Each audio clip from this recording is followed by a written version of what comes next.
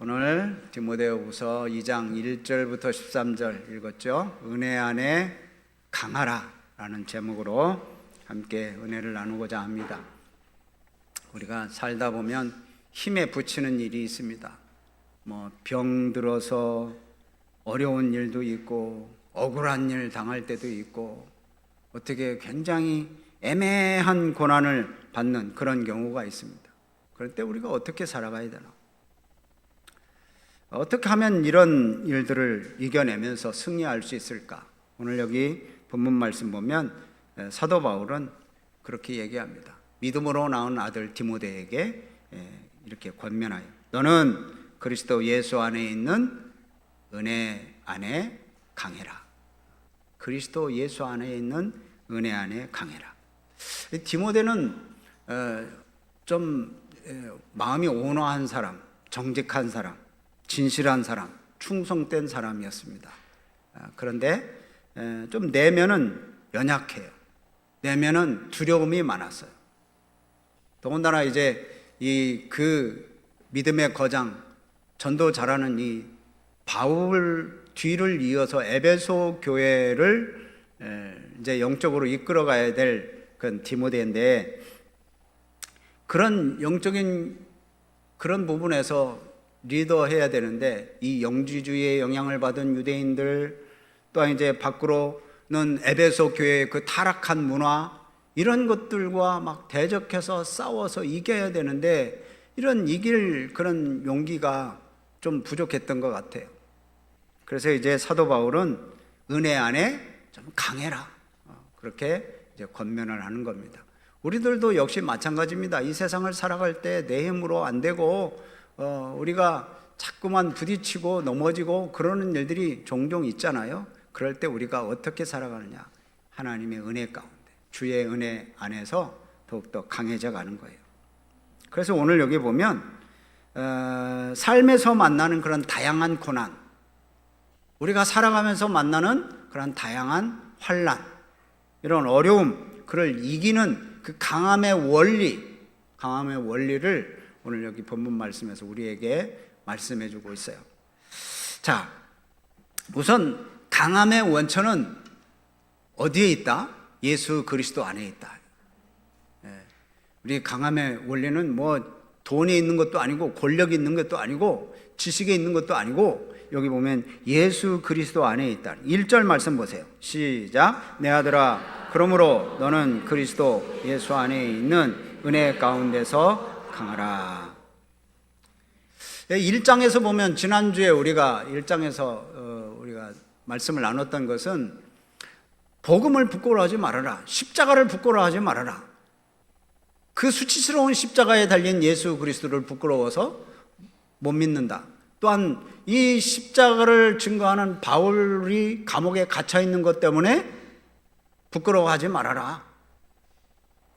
더욱더 담대하게 믿음으로 굳게 살아라고 하는 그런 말씀을 주셨는데, 오늘 이 2장에서는 이제 여기는 더욱더 은혜 안에 강해라. 근데 은혜 안에 강해라는 게 여기 보면 고난에 참여하라는 거예요. 은혜 안에 강해라. 디모데가 이 고난을 감당할 그런 능력을 가지기를 원했던 거예요, 사도 바울이 볼 때는. 그래서 이제 은혜 안에 강해지기를 바라는 거예요. 이 강하다라고 하는 것은 능력으로 좀 충만하라는 겁니다. 충만하라. 여러분, 세상에서 강하다라고 하는 것은 우리가 정말 좋아하는 거죠. 이 세상에서 강한 사람, 또 능력 있는 사람, 꿋꿋하게 이게 이겨내는 사람, 강함, 이걸 우리들은 좋아합니다. 강한 사람 좋아합니다. 카리스마 있는 사람, 그래도 그런 사람들을 좋아하죠. 그래서 약자보다는 강자가 되어서 그 우위를 점령하고 그래서 군림하는 것을 다들 그렇게 좋아합니다. 그래서 공부를 하려도 강자가 되기 위해서, 자기의 가지고 있는 능력을 개발하는 것도 강자가 되기 위해서, 약자를 누리고 자기가 그 정상에 서기 위해서 그렇게 열심히 달려가죠. 근데 여기에서 나오는 그 강함은 이 사도 바울이 원하는 강함은 그 강함이 아니에요. 정신적인 의지, 또한 이제 강한 사람에게서 나오는 강한 의지, 그걸 얘기하는 게 아니에요. 성도가 갖추어야 될 그 강함은 아까 말씀드린 대로 예수 그리스도에게로부터 나오는 그런 강함입니다. 그 예수 그리스도를 믿는 그 신앙 안에서 나오는 그 강함이 있는데, 그 예수 안에서 나오는 강함이 뭡니까? 은혜. 여기서 보면 은혜 안에 강하라 라고 말씀을 하잖아요. 하나님께서 은혜를 선물로 우리들에게 주셨습니다. 은혜가 뭡니까? 받을 자격도 없는데 그냥 공짜로 주는 게, 이 선물로 주는 게 그게 은혜잖아요. 그 우리가 구원이라고 하는 거, 영생이라고 하는 거, 천국이라고 하는 거, 그거 우리는 받을 자격이 없는 사람들인데 우리가 하나님의 은혜로 그것을 선물로 받았어요. 그래서 바울은 얼마나 이 기독교인을 핍박한 사람입니까? 예수 믿는 사람들을 잡아 죽이기에 앞장섰던 사람이잖아요. 이 사람은 진짜 하나님 보시기에 그냥 심판을 내려서 지옥에 떨어져야 마땅한 그런 사람이죠. 그런데 하나님께서 그를 만나주십니다. 만나주시고 그를 사도로 쓰고 계시는 거예요. 그래서 오직 은혜로 구원받았고 은혜로 복음 전하는 사명을 받은 거예요. 그래서 사도 바울은 바로 그래요. 은혜로 구원받았고 은혜로 사명을 받았어요. 그래서 이 은혜 속에서 솟아나오는 그 강함이 있는 거예요. 그래서 죽음을 무릅쓰고 복음을 전하며 다니는 거죠. 그래서 그 은혜 속에서 솟아나는 강함을 디모데에게 요구하는 거예요. 하나님의 그 사랑을 받았으니, 그 은혜를 받았으니, 예수 그리스도의 십자가의 그 은혜를 알았으니, 그래서 그걸 그 속에서 이제 나오는 그 강함이 뭡니까? 참아내는 거, 용서하는 거, 사랑하는 거, 그게 다 은혜 속에서 나오는 강함이에요. 그냥 나오는 대로 막 지르고 또 내 감정대로 다 행해버리고 이게 아니라 하나님의 그 은혜 속에서 나오는 강함은 세상에서 말하는 그 강함과는 다릅니다. 그래서 여기 보면 이제 그 하나님의 사랑과 은혜를 여기 다른 말로 이렇게 표현을 하는데요. 자, 3절 말씀 보면 이렇게 얘기합니다. 시작. 너는 그리스도 예수의 좋은 병사로 나와 함께 고난을 받으라. 여기 보면 좋은 병사로 나와 함께 뭐하라? 고난을 받으라.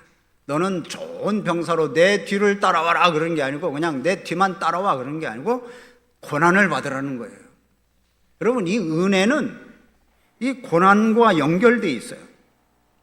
하나님이 주시는 은혜는 모든 것이 그냥 쉽게 해결되고 문제가 풀리고 또 아무 걱정 없는 무탈한 그런 은혜가 아닙니다. 여러분, 은혜면 은혜 받았으면 무슨 문제든지 다 해결되는 그런 은혜가 아니에요. 오히려 은혜는, 이 하나님이 주시는 은혜는 감당하기 어려운 고난, 또 박해, 이런 것들이 우리의 삶의 앞에 서 있는데 그것을 이길 수 있는 그런 힘을 주시는 게 강함이에요. 이런 것들이 전혀 없는 게 아닙니다. 그래서 이 바울은 은혜 안의 강함을 고난과 연결을 해요. 그래서 너희들은 이 그리스도의 병사로 섰다면 이제 나와 함께 고난을 받아라. 고난을 받는 게 이게 이제 그리스도인으로서의 삶인 거예요. 이 사도 바울이 말하는 강함의 핵심적인 원리가 바로 여기에 있는 거예요. 자, 12절 말씀을 보세요. 고린도후서 3장 12절 말씀인데, 고린도후서 3장 12절 말씀, 이런 말씀이 있어요. 시작. 무릇 그리스도 예수 안에서 경건하게 살고자 하는 자는 박해를 받으리라. 예수 안에서 경건하게 살고자 하는 자는 박해를 받으리라. 그 당시 예수 믿는 사람들 참 힘들었다고 그랬잖아요. 지금 이 디모데 후서를 기록한 이때는 사도 바울이 지금 곧 죽기 전 제일 마지막에 쓴 이 서신서인데, 그때는 예수 믿는 사람들을 굉장히 핍박했던 그런 때입니다. 그러니까 예수 믿는다 하면, 경건하게 살고자 하면 박해를 받으리라. 고난을 받는 거예요. 예수 믿는 것 때문에. 그런데 이게 고난을 받는 게 역설적으로 그게 위로가 되는 거예요. 왜? 예수님이 담당하신 그 고난과 핍박이 신자들에게 왜 위로가 돼요? 그 예수님이 그 십자가를 지셨는데 나중에 부활하셨잖아요. 죽으심을, 사망을 깨뜨리시고 부활하셨어요. 여러분, 우리도 이 은혜 안에 강하다고 하는 것은 고난을 감내하고 환난과 어려움 잘 이기는 그런 가운데 그리스도를 본받는 그런 믿음 안에서 은혜로 회복되기 시작하는 거예요. 처음에는 무너지는 것 같고 일이 안 되는 것 같고 앞이 캄캄하고, 그래도 이 은혜 안에서 강함, 그걸 소유하는 자에게 하나님께서 승리의 맛을 보여주는 거예요. 그래서 여기 말씀 보면 은혜 속에서 고난을 이기는 세 가지 유형을 보여주면서 강한 사람의 모습을 보여줍니다. 첫 번째는 군인, 두 번째는 경기하는 사람, 세 번째는 농부. 이 세 사람의 비유를 들어줘요. 자, 첫 번째 군인입니다. 자, 디모데후서 2장 4절 말씀을 읽어보면 이 병사로 복무하는 자, 그러니까 군인이죠. 자, 같이 읽어봐요. 시작. 병사로 복무하는 자는 자기 생활에 얽매이는 자가 하나도 없나니 이는 병사로 모집한 자를 기쁘시게 하려 함이라. 아멘. 군대 가면 어떻습니까? 우리 군대 보내신 우리 부모님들 다 계시죠? 병사로 군대 이제 가면 자기 생활에 얽매이는 그런 일이 없습니다. 자기 생활은 아니고 다 군대 생활이에요. 취침도 시간 맞춰서 해야 되고, 식사도 시간 맞춰서 해야 되고, 내가 먹기 싫다고 안 먹는 거 아니에요. 먹어야 돼요. 또 훈련도 시간 맞춰서 다 해야 되고, 나중에 잠도 취침도 그 시간에 맞춰서 자야 돼요. 더 자고 싶어도 덜 자고 싶어도 안 돼요. 누워 있어야 돼요. 그냥. 이게 그렇습니다. 이게 내가 뭐 하고 싶고, 그래서 내 자유롭게 어디 돌아다니고, 내가 훈련 시간에 내 자유롭게 나 놀고, 그런 거 없잖아요. 군대 가면 다 그냥 같이 하는 거예요. 내 생활을 내려놔야 돼요. 지금 여기서 하는 것은 얼마나 힘든 거예요. 여러분, 내 삶을 중요시 해야 되는데 내 삶을 내려놔야 돼요. 군대 가면 마음대로 이 휴대폰, 요즘은 휴대폰을 또 소유한다고 하는데 그런 것도 마음대로 못 하잖아요. 내 시간 내 마음대로 활용할 수가 없어요. 자유시간은 물론 있겠지만 일정에 짜여진 그 순서대로 계속 가야 돼요. 근데 세상의 삶의 가치관은 뭐예요? 내 인생은 단 한 번뿐이니까 내 삶을 중요시 여겨라.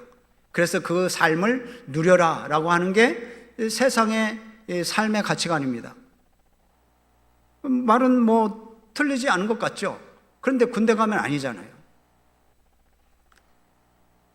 이 안에서는 공동체를 세워가는 그런 자기 희생이 있어야 돼요. 그런데 이 세상적으로 그런 삶의 가치관을 가지고 가면 자기 희생이 없어요. 이웃을 배려하는 것도 없어요. 그냥 내 마음대로 하는 거예요. 여러분, 내 마음대로 하다가 군대에서는 연대 책임 받아서 모든 부대원들이 다 기합을 받습니다. 내 마음대로 할 수가 없어요. 이렇게 내 마음대로 하고 싶은 그런 삶의 가치관, 세상적인 가치관으로는 이웃을 배려할 수도 없고 또 이웃을 사랑할 수도 없고 하나님 나라의 가치를 생각할 수도 없습니다. 그냥 자기만 사랑하고 이기주의적인 그런 욕망만 가지는 거예요. 그래서 결국은 자기 합리화만 시키죠. 근데 군대는 자기 생활을 내려놔야 돼요. 자기 생각을 내려놔야 돼요. 그래서 군사로 나와 함께 고난을 받으라 라고 이렇게 얘기하잖아요. 그러니까 우리 생활에 얽매일 수가 없는 그런 거예요. 왜? 군대 생활을 하면서 군대 생활을 할 때 나는 좀 피곤하고 힘들지만 내가 훈련받고 계속 이렇게 군대 생활을 하면서 군인의 전투력이 향상되는 거예요. 그래서 나라가 안정되는 거예요. 국방력이 튼튼해지는 거예요. 그러면 나를 부른 그 나라를 기쁘게 하고 나라를 안정되게 하는 거예요. 그것처럼 우리 하나님께서 우리를 그리스도의 군사로 우리를 부르셨다는 거예요. 그러면 내 마음대로 내 생각대로 막 살아가는 게 아니라 우리 하나님께서 주시는 그 규칙대로 살아갈 때 나도 건강하고 가정도 건강하고 교회도 건강하고 그렇게 살아갈 수 있는 거예요. 그래서 나를 부르신 예수님을 기쁘시게 해 드릴 수 있다는 겁니다. 두 번째로는 경계하는 자예요. 달리기 하는 사람. 자, 5절 말씀은 그러죠. 경계하는 자가 법대로 경계하지 아니하면 승리의 관을 얻지 못할 것이다. 달리기 선수에게는 집중력이 있어야 되고 꾸준함이 있어야 됩니다. 다름질의 중요한 특징, 여기에 한 가지 중요한 특징 중 한 가지는 뭐예요? 법대로 경계하지 아니하면. 법대로. 여러분 달리기 할 때 이 코스를 밟아서 코스대로 달려야 됩니다. 레인을 벗어나거나 또한 코스를 바꿔서 빨리 가는 길로 해서 이게 넘어가거나 그러면 이건 안 되잖아요. 이건 경기의 규칙을 어긴 것 때문에 승리의 상을 얻지 못합니다. 그래서 이 경기하는 자, 달리기 하는 자, 아니면 뭐 운동, 요즘 스포츠 하는 그런 사람들을 보면 규칙대로 해야 됩니다. 규칙대로 하지 아니하면 아무리 빨리 달리고 아무리 열심히 해도 상을 받지를 못해요. 그러니까 달리기 위해서는 절제해야 됩니다. 규칙대로 해야 돼요. 규칙대로. 그게 고난이죠. 규칙대로 따라가야 돼요. 그것도 다 알아야 되잖아요. 야구할 때나 뭐 축구할 때나 경기의 규칙을 알아야지. 자기 마음대로 하면 안 되잖아요. 막 손을 잡고 축구하는데 손을 잡고 달려도 안 되잖아요. 그거 럭비도 아니고. 그러니까 규칙대로 해야 돼요. 그게 우리가 영적인 부분으로 보면 뭡니까? 우리가 하나님의 백성들로 성도들로 살아가는데 하나님의 말씀이 우리의 규칙이에요. 그래서 규칙대로 살아야 돼요. 이게 고난이에요. 규칙대로 살려고 하다 보면, 말씀대로 살다가 하다 보면 이게 너무 어려움이 있어요. 이렇게까지 꼭 살아야 되나? 그러나 나와 함께 고난을 받으라 라고 했던 그 말씀처럼 하나님의 말씀대로 살다 보면 나는 고난 당하는 것 같지만 그러나 하나님 보실 때는 참 법대로 규칙대로 잘 살아간다. 하나님이 칭찬하시는 거예요. 그래서 목적이 분명합니다. 정확한 목표 지점을 바라보면서 달려가는 거예요. 우리의 인생은 그렇잖아요. 내 인생의 목표를 향해서 달려가는 게 아니라 정말 하나님의 기뻐하시고 하나님이 즐거워하시는 목표를 향해서 우리는 달려가는 거예요. 그래서 이 경기하는 자와 같이 고난을 받으라. 그렇게 말하는 거예요. 세 번째로 농부입니다. 농부는 고난을 통해서 열매를 얻습니다. 6절 말씀 보면 같이 읽어봐요. 시작. 수고하는 농부가 곡식을 먼저 받는 것이 마땅하니라. 우리가 추구해야 될 그런 강한 삶의 모습은 수고하는 농부의 모습인 거예요. 여러분, 농부는 땅을 경작해야 됩니다. 그냥 가만히 있으면 땅이 뭐 열매를 주는 게 아니에요. 땅을 일궈야 되고 씨를 뿌려야 되고 아니면 뭐 식물을 심어야 되고, 그래서 거기서 나는 식물을 먹는 거예요. 심었다고 다 됩니까?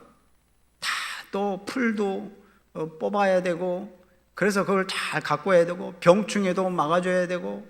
여러분, 이거 농부는 그냥 심어놓고 가만히 기다리는 게 아니에요. 수고와 노력과 땀을 흘려야 돼요. 이게 농부의 일이에요. 그래서 여기 지금 6절 그러죠. 수고하는 농부가 곡식을 먼저 받는 것이 마땅하다. 이 수고하는 이유가 뭡니까? 열매, 소출을 얻기 위해서 하는 거예요. 수고하지 않으면 그게 그냥 잡풀만 잔뜩 일어나고 아무런 열매가 없습니다. 모든 농사는 수고 없이 이루어지지 않습니다. 좋은 열매를 얻기 위해서는 정말 더 많은 수고가 필요한 거예요. 바울은 바로 그런 거예요. 복음으로 인해서 감당해야 될 고난, 그건 바로 이 사람들이 원하는 그런 것을 얻는 과정처럼 필연적인 거예요. 복음으로 인해서 감당해야 하는 고난.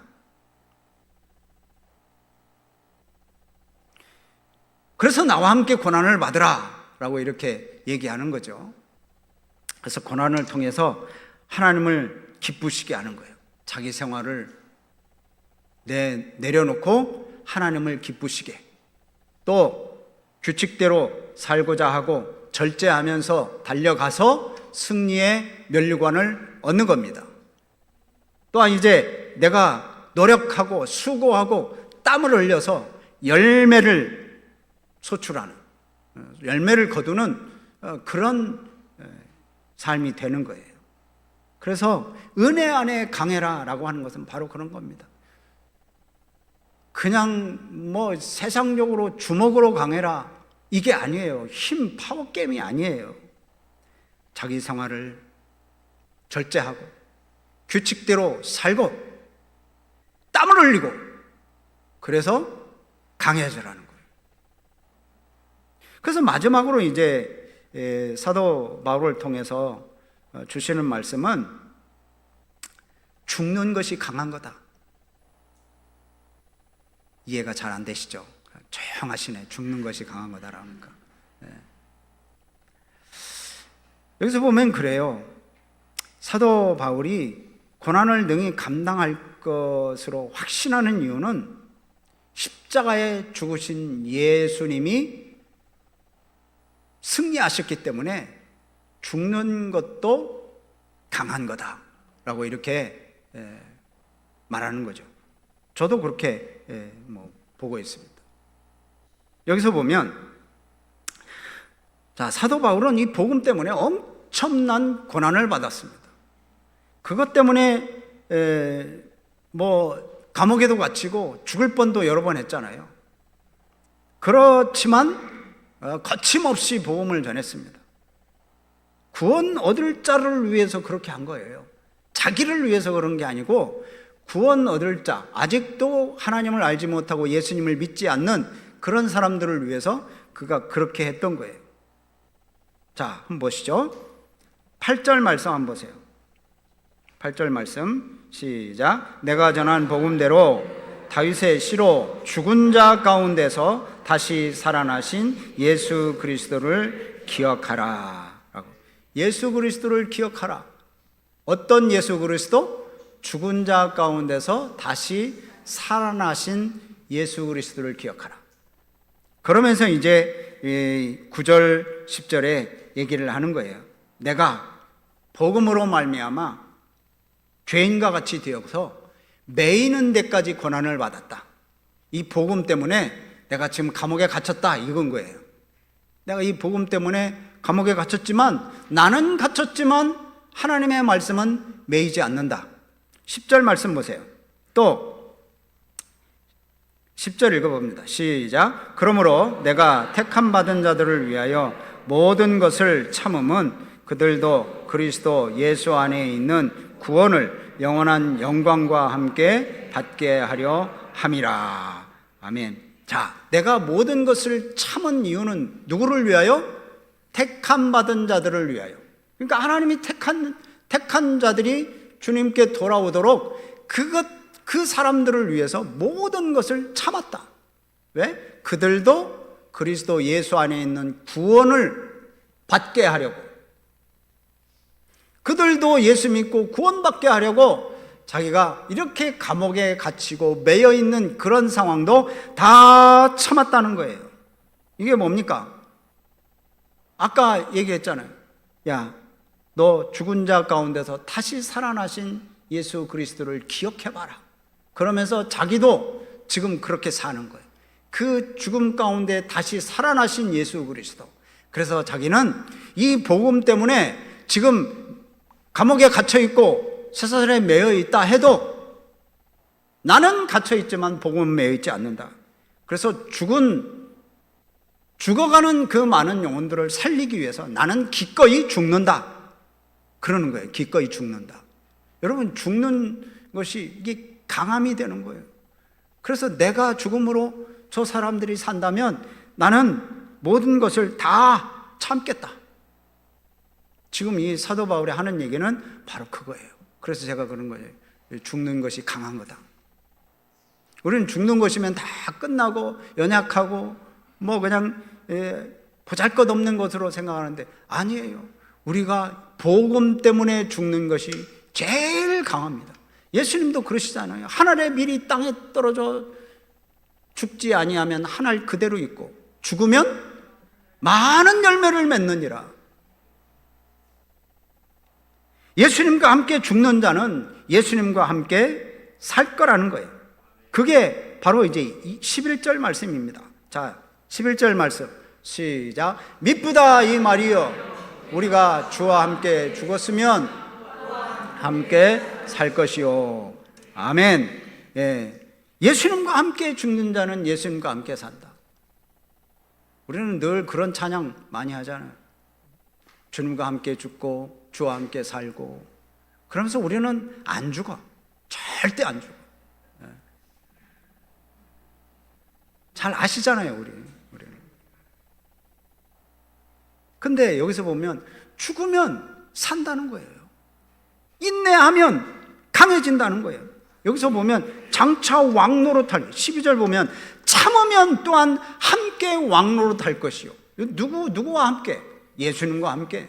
예수님과 함께 죽으면 예수님과 함께 살고 예수님과 함께 참으면 예수님과 함께 왕노릇한다. 그래서 사도 바울은 디모데에게 지금 그렇게 얘기하는 거예요. 이와 같은 믿음으로 고난을 견뎌라. 이겨라. 이 고난을 견디는 게 이기는 거고 강한 거다. 그리고 복음으로 인한 고난은 예수 그리스도의 고난에 동참하는 영광스러운 거다. 우리들은 이 직분 받은 게 막 힘들고 어렵고 나를 얽매이는 것 같고, 여러분 그렇잖아요? 안 그러시나? 가만히 계시는 거 보니까. 그런데 그런 상황 속에서 여기는 영광스러운 거예요. 고난에 동참하는, 그리스도의 고난에 동참하는 영광스러운 거.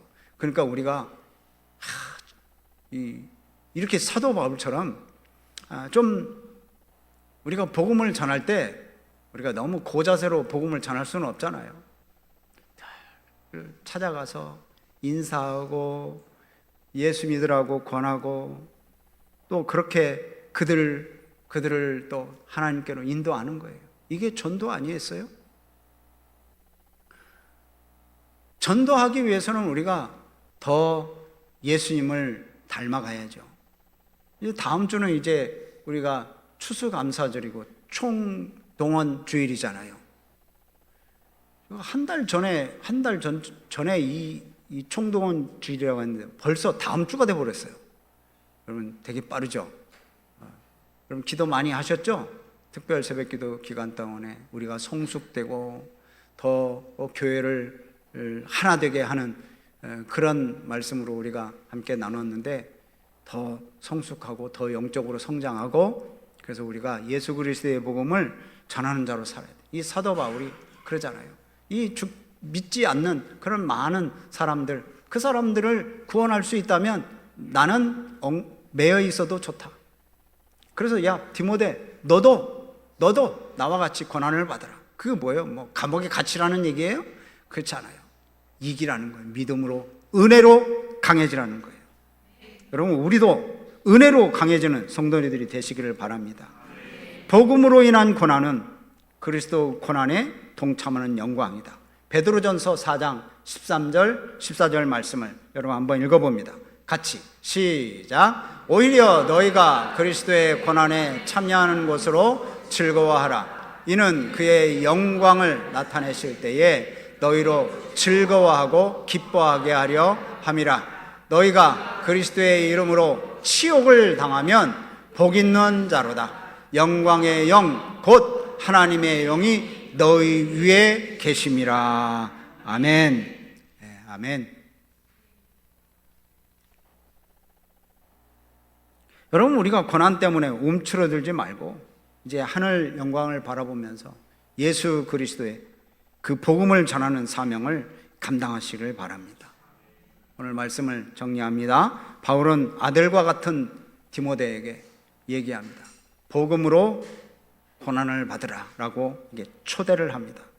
여러분 이 고난은 슬프고 절망스러운 게 아닙니다. 영광스러운 것입니다. 영광이 보장된 고난. 만약에 이 고난을 우리가 외면한다면 이건 참된 믿음이 아닐 거예요. 그러니까 고난으로 초대받는 그런 우리들 그 고난에 참여하는 것을 즐거워해야 됩니다. 기쁨으로 감당해야 됩니다.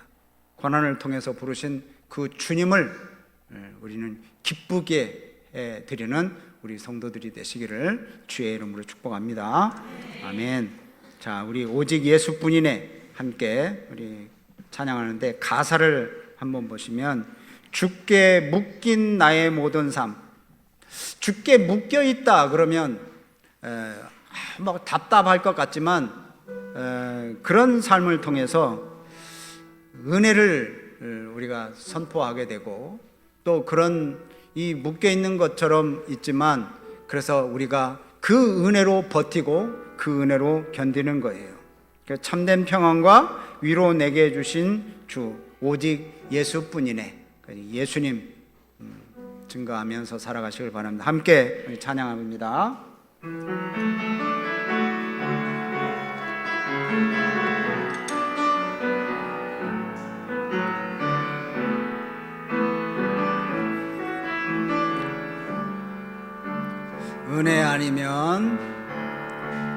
은혜 아니면 살아갈 수가 없네. 복음마저도 다 주의 것이니 세상 평안과 위로 내게 없어도 오직 예수뿐이네.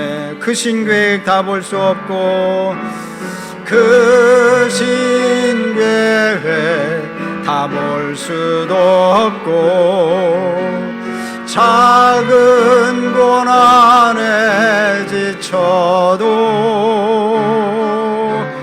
주께 묶인 나의 모든 삶 버티고 견디게 하시네.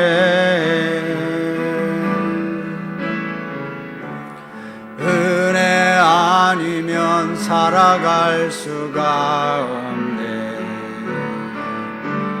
나의 모든 것 다 주께 맡기니 참된 평안과 위로 내게 주신 주 예수 오직 예수뿐이네.